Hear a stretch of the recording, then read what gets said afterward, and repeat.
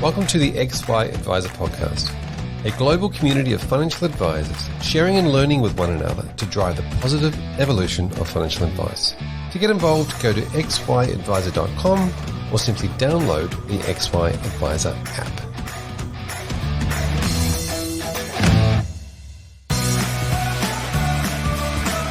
This podcast is proudly brought to you by Astute. Provide valuable goals-based advice using simple-to-use online client data collection tools, have values and goals discussions, conduct live modelling, produce file notes, strategy papers, SOAs, and automate compliance.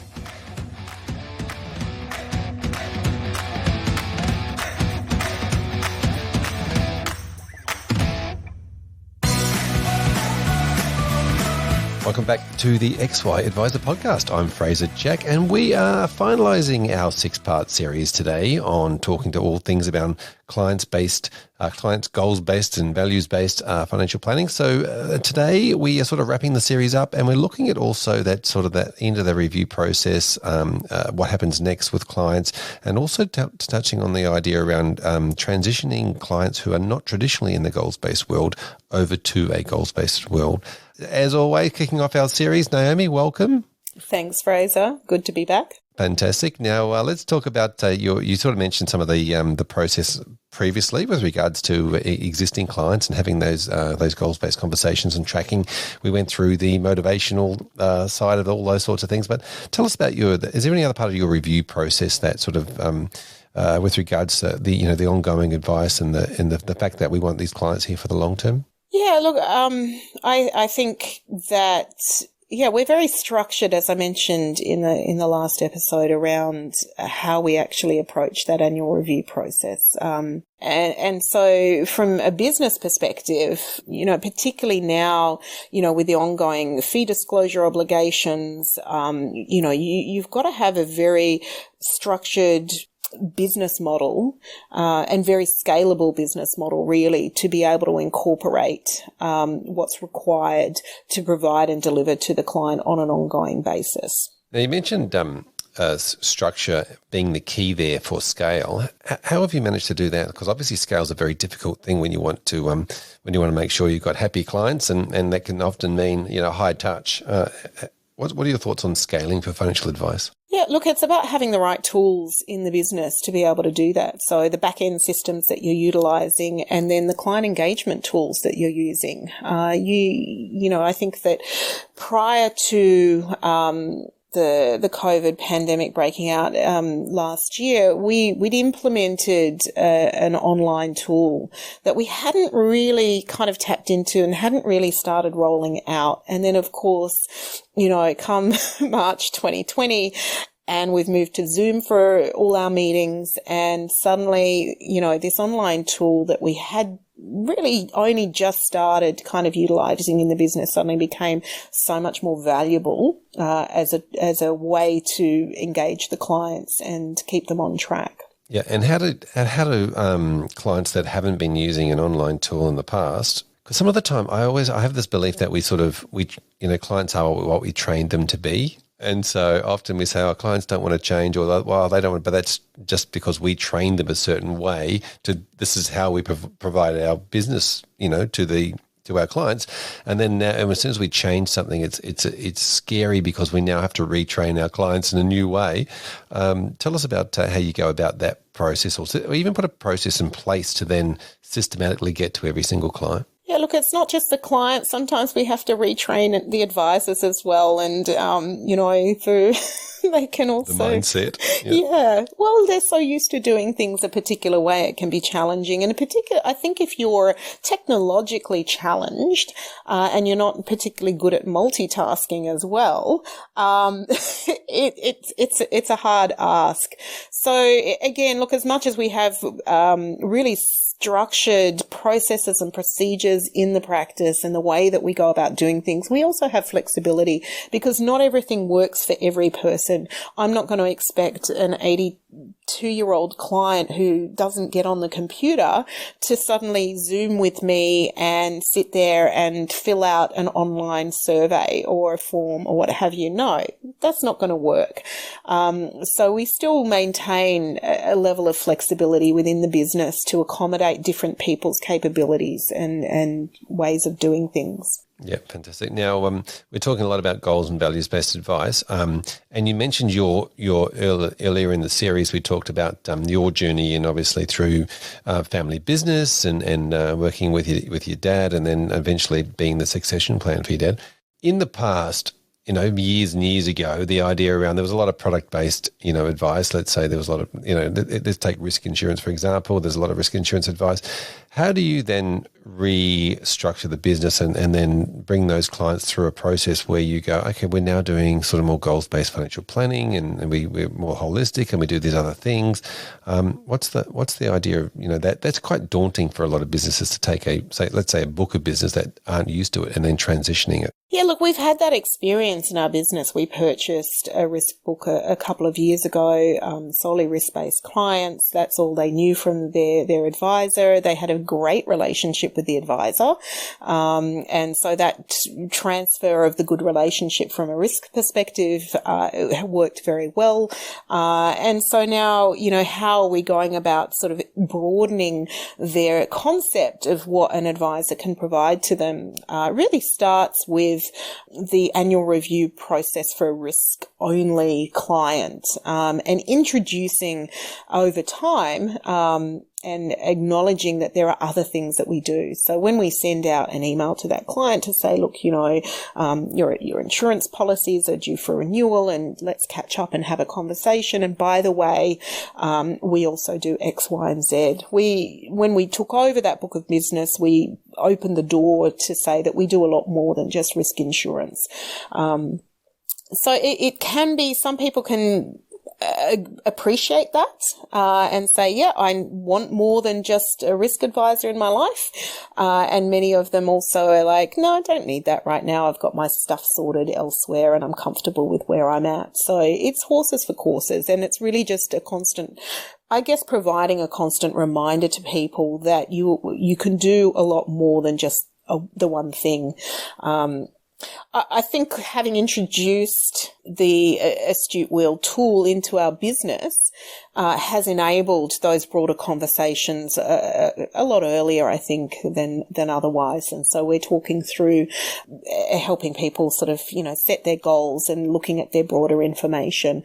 Where that goes from there is really up to the client, whether or not they want to pursue a broader relationship or not. You mentioned this in the idea of visuals in one of the previous episodes. Is that a really important part of this? To a degree. I'm not as familiar with that side of the tools in terms of, the modelling, as I probably should be or would like to be. That's kind of the next phase for my own educational journey, is to utilise the tools available much more productively and effectively. But certainly, yeah, I think that when you can show somebody, well, hey, you're doing this and it might look like this if you tweak this, can absolutely help them to see the value of taking broader advice. I love the way you call it an educational journey, because I think we're all on that at some point, and I don't think we should ever get off it, by the way. So this probably takes us back to really what we talked about in the first episode around some of that branding idea and messaging that you want out there. What do you guys do with that branding type stuff when it comes to, mentioning to existing clients? Are we, regular contact? Is there newsletters? Is there any other marketing or social media? Yeah, absolutely. So we do a monthly newsletter that goes out to our client base. We have a Facebook page and LinkedIn page for the businesses that we are posting on regularly and gaining some traction in those areas. And we've got marketing initiatives across a broad range of categories for particular client-specific oriented things that we're trying to achieve. And we also are now doing investment manager webinar interviews on a quarterly basis that we invite our clients to attend, and we record those, and then they're available to our clients to listen into. And tell us about the engagement of those webinars. As obviously, we find it hard to get people on to webinars all the time because I think from a professional context, we're always jumping on them, and there's plenty available. But what about from a client point of view? They might not be, getting access to so much like we are. Tell us about the engagement in those webinars. Yeah, look, I think to date the engagement hasn't been that high, but for us, this is all part of building our brand and building our brand within our client base, and helping clients just to see that we are doing things that help them understand where they're investing, and that if they want to tap into it, then they can. And so I think over time we'll see more and more of our clients, when they get used to these regular quarterly emails coming through saying, we've got another webinar coming up, come and join us. But also people get to watch them after the event. So we'll send out the link to allow them to see that after the event's happened. And I'm not sure if we're tracking that engagement after the fact. Yep. Now, of course, we've had you on these episodes talking with your advisor hat on, predominantly. If you put your licensee hat on, and when we talk about goals-based financial planning and looking at getting into clients' goals, hopes, dreams, aspirations, talk to us about how that is so important from a licensee point of view. Yeah, look, I think the licensee has so many obligations to ensure that the client's best interests are put ahead of everybody else. And so it is in our absolute interest as a licensee to ensure that whatever we put in place in the business and whoever we take on in the business truly at heart has the client's best interest first and foremost. And to that end, it really is about the goals and objectives and the values that a client has for their own lives that really come to the fore for us. Fantastic. Naomi, thank you so much for being part of this series. I really appreciate it. And if somebody wants to continue to get hold of you, whether it be for licensing or continuing this conversation, what's the best way for them to do that? They can call us on 1300 001312. They can go to our website, pws.net.au. Fantastic. Thank you so much. Thanks, Fraser.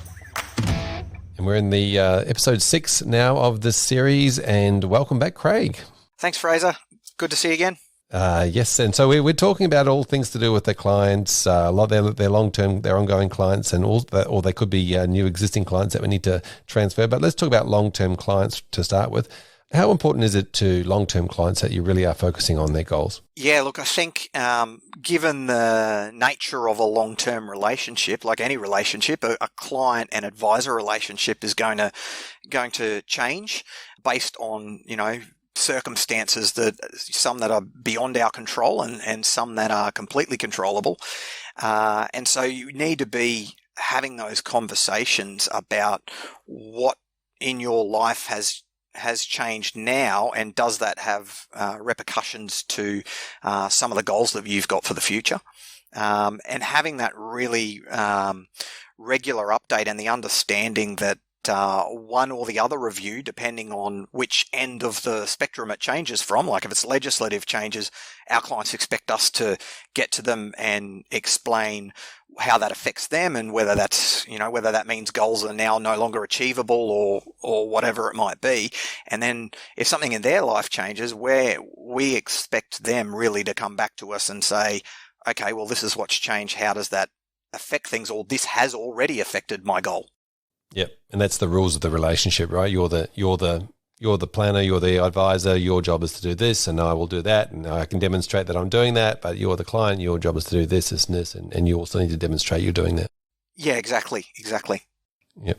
Now, talk to us about new clients, because sometimes we, you've been in the industry, as long as I have. It's been, we come from a place where in the past product-based advice might have been the norm, and so then when really getting into a goals-based advice world, sometimes there is a teaching some new ways of doing things.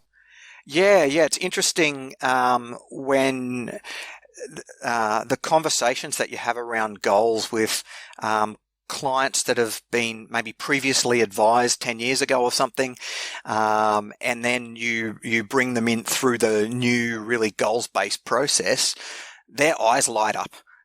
They can't believe how different the experience is to what it was, that they're actually having conversations that they feel are really going to help them, that somebody's helped articulate their goals probably maybe not better than they can, but just in ways they hadn't thought about, and ask them the questions that maybe they haven't thought about to refine those goals and work out which are conflicting, and the obviously the regular update of that, and teaching them the importance that, like if this thing changes, you need to contact me.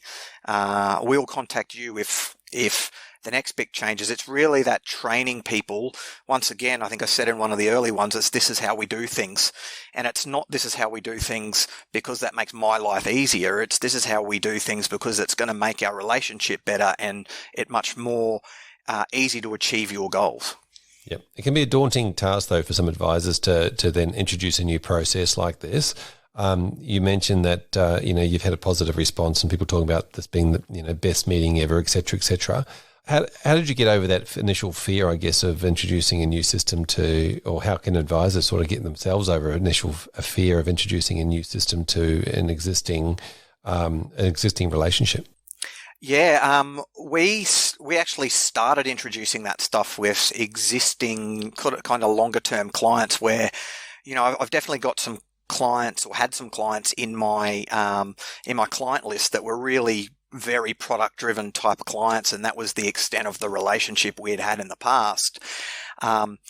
Introducing them to the goals based stuff, I really just did it in their annual review. So we've always done annual reviews with clients. They just probably weren't as in depth as they have been for maybe the last 5 or 6 years. And what I started talking to them about was just, look, the goals that we've got on file for you and are different to the ones that you and I have spoken about. So I've written down all the stuff that we've discussed that isn't in relation to, diversification or whatever it might be from a portfolio perspective. And that's really the way I started. I went back and looked through some of the file notes that I had made from meetings with clients and actually identified goals that we'd never sat in front of them and really told them that, this is a goal, and extrapolated it out in any kind of noted format, I suppose. I knew what they were, they knew what they were, but they weren't really written anywhere, and they weren't reviewed very well. Yep. So that was the starting point for me. So it was actually going back through a couple of the files at review time and actually putting down what I thought their goals were and going over them with the client and clarifying them, I suppose, as if they were a new client in that regard, and just having that conversation to say, look, these are the goals. What's changed? These are some of these things might have dated back in the file notes to 3 or 4 years ago. Is that still a priority, or is this new thing a much bigger priority now? So this meeting, I'm just trying this on for somebody out there. There might be in this situation where they're trying to do this. This meeting could be that you then you go back through your file notes, you write some notes and say, I think these are your goals from what we've been talking about, but we now have we do this discovery meeting where we can actually get to the bottom of this. Do you want to book one in, or do you try and do it at the review? I do it at the review, but I explain to them that that's going to be part of the review this year. So I explain that it's not going to be the same type of review. We're going to delve much more into their goals and objectives, which is a little bit daunting for some of them to begin with, but because you've generally already got a rapport with these guys, it flows quite well. I actually found that was a really good way to practice, refine my goals skills on existing clients where you've already got that rapport as opposed to a brand new client. Yep. Now, you mentioned it could be daunting. I guess it's one of those things that on the other end of that, they could just say, well, how long have you been doing this? Why didn't you bring me this earlier as well? Yeah, that's right, I suppose.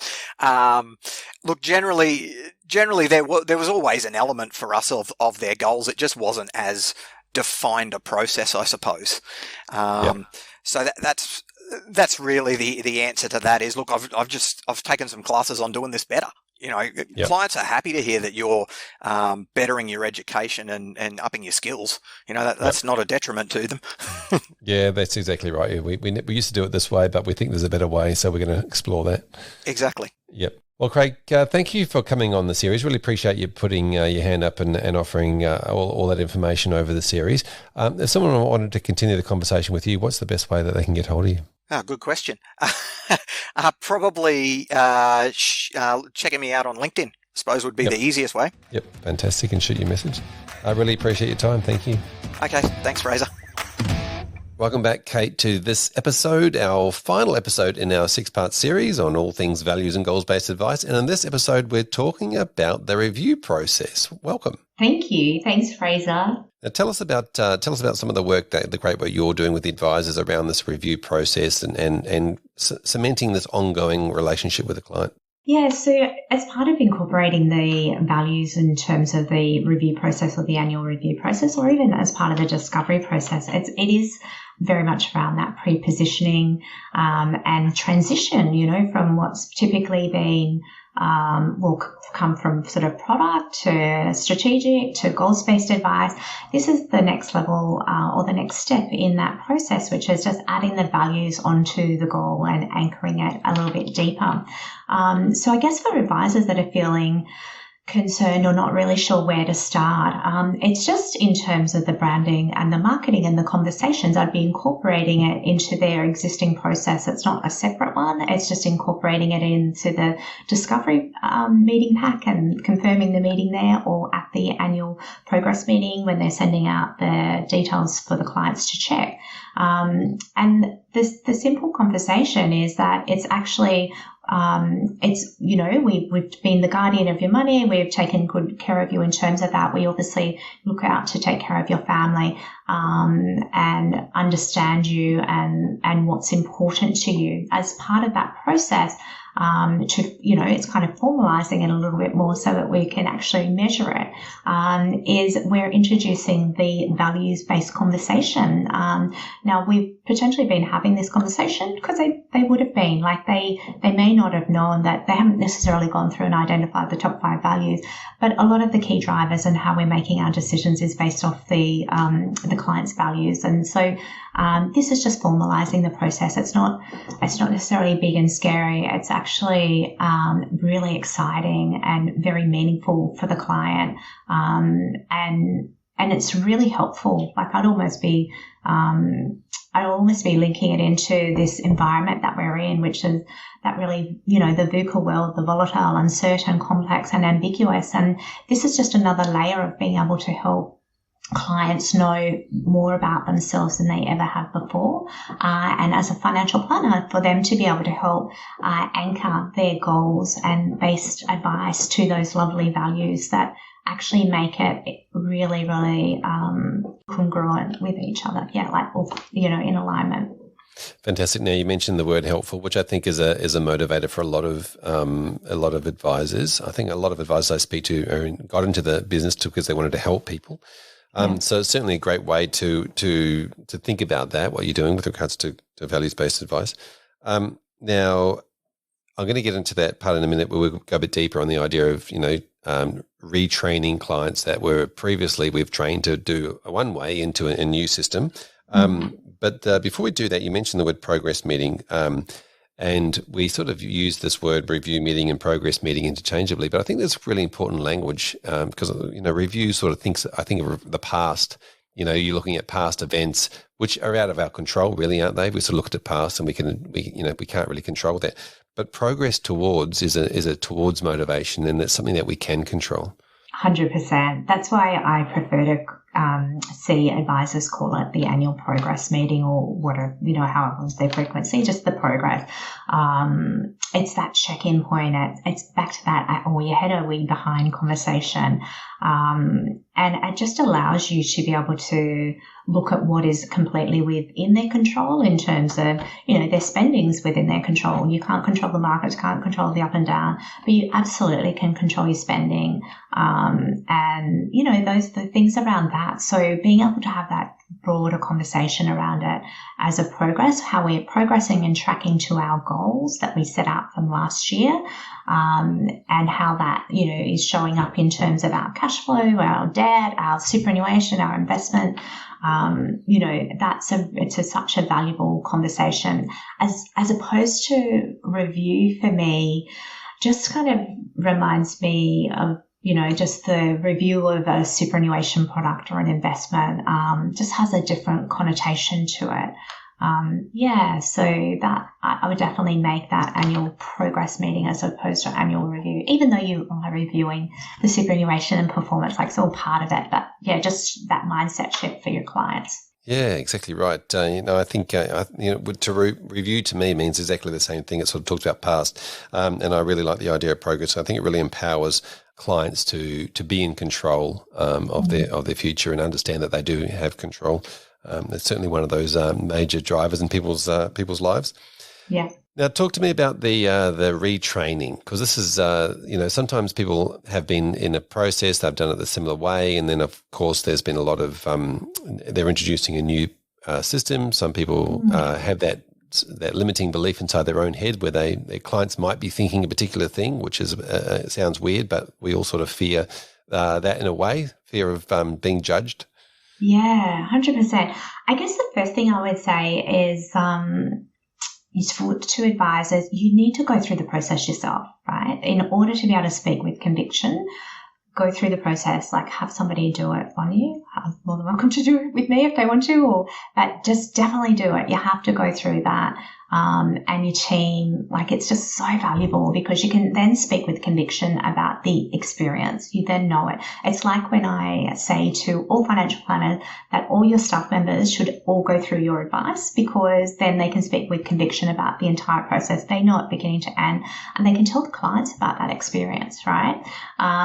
So that would be the first thing. The second thing is, you don't need any more skills than you have. You are a financial planner because you're wanting to help people, and you are obviously good listeners, yeah? And you are great at working out what goals are. This is not a difficult process at all. You, like I've said on a few of the other podcasts, you just need to care, and you just need to create a safe space to be able to hold the client in that, so that if they're vulnerable, they can be in a space that's non-judged, and they can be vulnerable about what their personal, values are. The other thing I would say is you don't need to overcomplicate it. As I said, there's fabulous systems and things like that there, but you can just have a simple little one-pager, front and back, like a grid with the values on it, and then the value scorecard on the back that you could just slip in as part of your discovery process or your annual progress meeting, right? So these are the things that most people will be like, I'm feeling anxious because it's a whole big new thing. It's not. It's just a little addition to something that's going to make a really big difference to your business. Fantastic. Thank you for sharing that, Cate. Now, if people want to talk to you or get hold of you around how you can help them with finding their values, what's the best way to find you?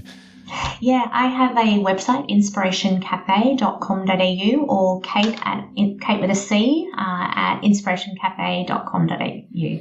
Inspiration Cafe, fantastic. Thank you, Cate, for coming and sharing your wisdom with us. Really appreciate it. Thank you, Fraser. It's been an absolute pleasure. Tim Henry, welcome back to this episode, our final episode in this 6-part series, all around goals-based advice, values-based advice, as you call it, life planning. Yep.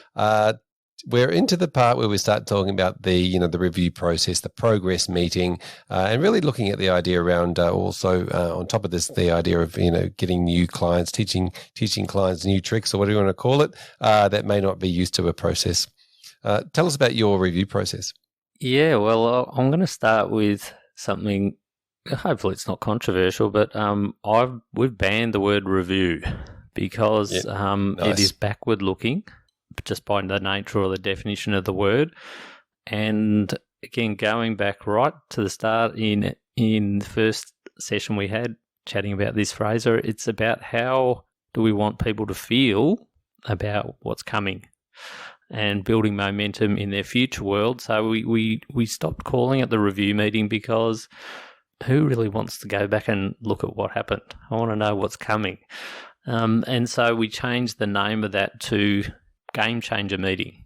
So we want to change up the game, or maybe we don't need to change too much, but game changer's become a bit of a buzzword, so it's become a bit so-so, the word game changer, but we've moved away from the word review. So what does it mean for us? Well, I think for us it's about we've built a modularized approach here, which we have attached the financial components to that meeting, and we've got that. We call that the game changer packages. But again, with that process, we start with that review, if you like, on, or here's the goals that we had on you. Are these still up to date? Has anything changed?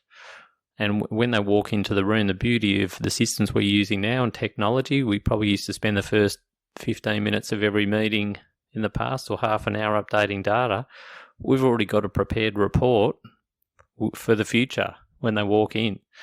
And then we might modify that after the meeting based on some other conversations that happen in there. So what we're wanting is for them to walk out with that huge progress report on, where I'm headed and where I am in the journey. Yeah, fantastic. So you're sending out a survey, fact find, goals report to start with before the meeting, getting them to update and then come into the meeting. And with that review meeting, are you booking that in the same way as you did with the new business meeting, where you the discovery meeting, where they get a few options?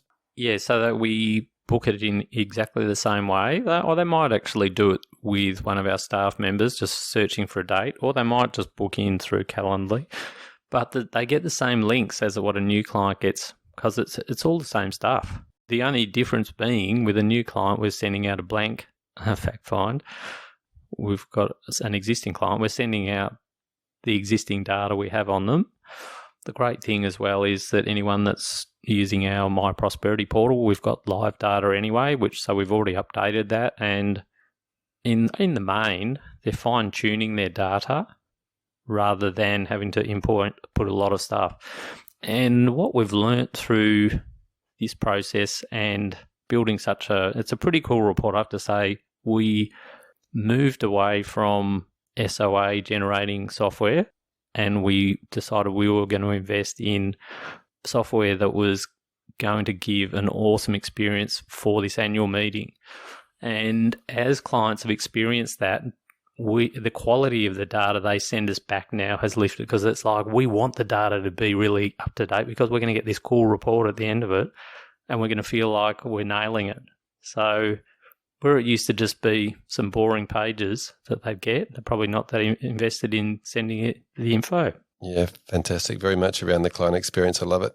Tell us about conversations that you might have had, or if somebody's going through the scenario where they trying to introduce a process like this, like yours, to clients that are used to another thing. They're used to maybe just a product-based advice, or getting something, a different type of review meeting, looking back, and now we're introducing something that's very different. I think with any changes that you bring into your business like this, I've found the biggest hurdle is your existing clients. So it's like, how do we change them? So I've found the easiest way is to just introduce it and start using it with new clients. They don't know any different. And then as a secondary step, it's like, well, how are we going to now push? Is that a bad word? Probably. Encourage. Introduce. Yeah. Encourage in a way that leaves no other options. The brutal reality of efficiency is, the days of saying we'd really like you to do this are gone. I hate to say it, but it's like, this is the way we do this meeting now. So if you don't do it this way, you can't get the best value out of us, and we're probably headed to a point in time where we'll say goodbye. I think we have to be like that. And so I would not get too bogged down in how are you going to get people to do it. You first got to get the system and the vision for what you want it to look like and how you want people to feel. And then, I often say this, that clients' commitment to whatever you're trying to implement is always going to be marginally less than your commitment. And I hear a lot of people say, oh, yeah, I've tried this system, but our clients didn't really go on it. And it's like, well, I can tell you're not even really that committed, so why would they be? So you've got to really go in with full commitment, and your clients will follow, I reckon. Yeah, certainly right. It's sort of your attitude rubs off on them. And you say, well, this is the way we're doing it, and this is why, because it's going to deliver this. We're doing it to improve our service to you. Don't just introduce the service and say, this is a new process. Explain why. We really want to improve this because we think we can give you better outcomes and better visuals, or we're embedding this new software because it's going to be much better for our communication with you. Who wouldn't have a crack then? They're going to go, okay, well, he seems like he's working really hard for me. I should step up to the plate and help him. And this feels to me like it's a cultural thing too. It's not just the advisor, it's the whole practice that has to come along. Yeah, well, I think they have to, but I think that they would as well, because most of what we're introducing here should be making their job easier too. Engaging with the clients is easier, getting information is easier. If they're inputting data into a system that sucks into the system virtually, we're not printing, we're not scanning. There's all these knock-on effects that we're not doing in a business anymore. So, yeah, there's a little bit of initial resistance sometimes, but if it's for the greater good, it's good for everyone. The classic case is, we use the My Prosperity portal, and getting some older clients on that has been a challenge. But and once we had got them signing things digitally on there, and they don't have to print and scan it and all that sort of thing, they're like, sign me up, because they've all got iPads. They love it. So It's just breaking through those initial barriers sometimes. Yeah, fantastic, Tim. Thanks for coming on and sharing your processes throughout the journey of this this last 6-part series. Fantastic to have you. If someone wants to continue the conversation, what's the best way for them to get a hold of you? Well, they can just email me, tim@aspireplanning.com.au, or go onto our website, aspireplanning.com.au, and just send a link through the contact page there, and we'll have a chat. Fantastic. Thank you. Really appreciate it. See you, mate. Welcome back, Michael, to this episode where we're talking all things goals-based, values-based financial planning, financial advice. Welcome. Thank you for joining us. Thanks, Fraser. Looking forward to it. Now, this episode, we're talking really around the idea of the annual review process, although I love to call it the progress meeting.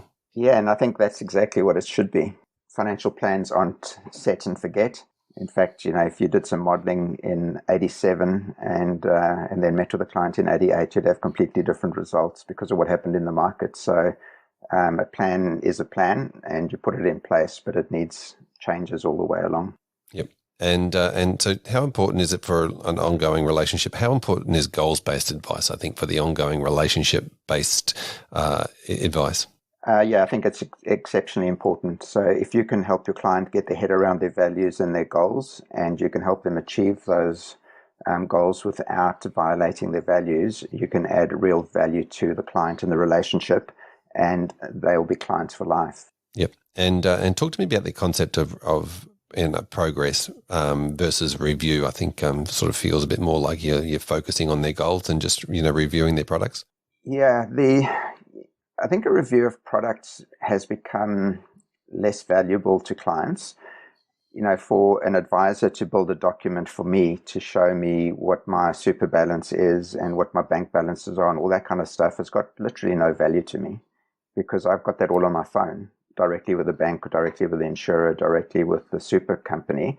So you've got to be able to spend time on things that are important to the client, and having their goals and when they want to achieve them and how they're going, and if they're getting behind on their goals, how to get back on track to achieve their goals is what they'll find important. And adding some documentation behind that, because you have to from a compliance point of view, of here's your super balance opening and closing, here's the money that went in, here's the money that went out, and this is the parts that grew, is important, but you can produce a report and send it to the client. And we're finding quite a few advisors are actually sending those out to clients automatically. So rather than that being part of a review meeting, it's sent out at the 6-month mark or 3 months before the meeting to go, here's how your investments and your super's going. And an advisor can't control the markets, so they can't control what the super does, and they can't control the investments.